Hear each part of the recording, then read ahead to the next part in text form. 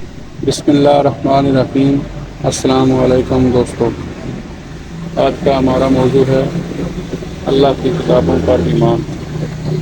ہمارا ایمان ہے اللہ تعالیٰ نے اپنے رسولوں پر کتابیں نازل فرمائیں جو اہل جہان پر اللہ کی حجت اور عمل کرنے والوں کے لیے منارہ نور ہیں۔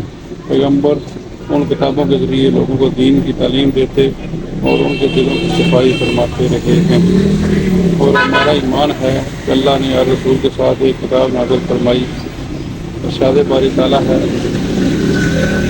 ہم نے اپنے پیغمبروں کو کھلی نشانیاں دے کر بھیجا اور ان پر کتابیں نازل کی اور ترازو قواعد عدل تاکہ لوگ انصاف پر قائم رہیں، اور ہمیں ان میں سے درج ذیل کتابوں کا علم ہے۔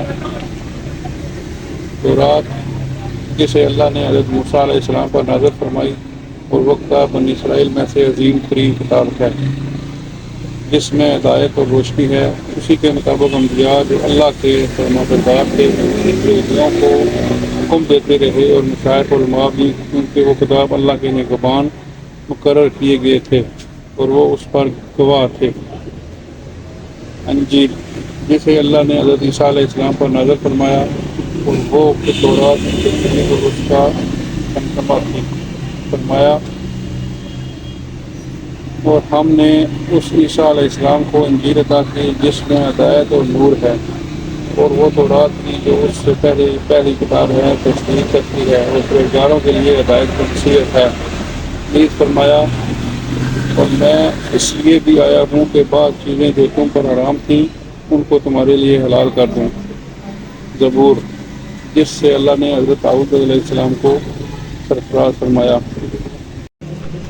حضرت ابراہیم علیہ السلام حضرت موسیٰ علیہ السلام کے صاحب قرآن مجید جسے اللہ نے حضرت محمد صلی اللہ علیہ وسلم پر نازل فرمایا، جو لوگوں کے لیے رہنما اور جس میں ہدایت کی واضح نشانیاں ہیں، اور جو حق باطل کو الگ الگ کرنے والا ہے۔ اور فرمایا جو کتاب اپنے سے پہلی کتابوں کی تصدیق کرتی ہے اور ان سب پر نگران ہے۔ قرآن حکیم کے ذریعے اللہ نے سابقہ تمام کتابوں کو منسوخ قرار دے دیا۔ ہمارا مزاج لوگوں کی بےحودگی اور اہل تعریف کا قسم کی غلطی سے محفوظ رکھنے کی ذمہ داری خود اپنے ذمہ لی، اور فرمایا بے شک ذکر قرآن ہم نے ہی اتارا ہے اور ہم بھی اس کے نگہبان ہیں، کیونکہ وہ قیامت تک کے لیے مخلوق پر حجت بن کر باقی رہے گا۔ اور جہاں تک سابقہ کتب سماویہ کا تعلق ہے، سو وہ ایک مدت مقرر تک کے لیے ہوا کرتی تھیں تاکہ دوسری کتاب نازل ہو جاتی جو پہلی کو منسوخ کر دیتی، اور اس میں واقع ہونے والی تحریف اور تغییر کے محفوظ نہ تھی۔ پر افسوس ہے جو اپنے ہاتھ سے کتاب لکھتے ہیں پھر کہتے ہیں کہ یہ اللہ کے پاس سے آئی ہے، تاکہ اس کے عوض تھوڑی سی قیمت یعنی دنیاوی منفعت حاصل کر لیں۔ ایک تو ان کے اپنے ہاتھوں سے لکھنے پر افسوس ہے، اور دوسرا اس لیے ان پر افسوس ہے کہ ایسے کام کرتے ہیں۔ کہہ دیجئے جو کتاب موسیٰ لے کر آئے تھے اسے کس نے نازل کیا تھا، جو لوگوں کے لیے نور اور ہدایت تھی، اور جسے تم علیحدہ علیحدہ اور اوراق پر نقل کر کے رکھتے ہو۔ ان کے کچھ حصے تو ظاہر کرتے ہو اور کچھ اکثر چھپاتے ہو۔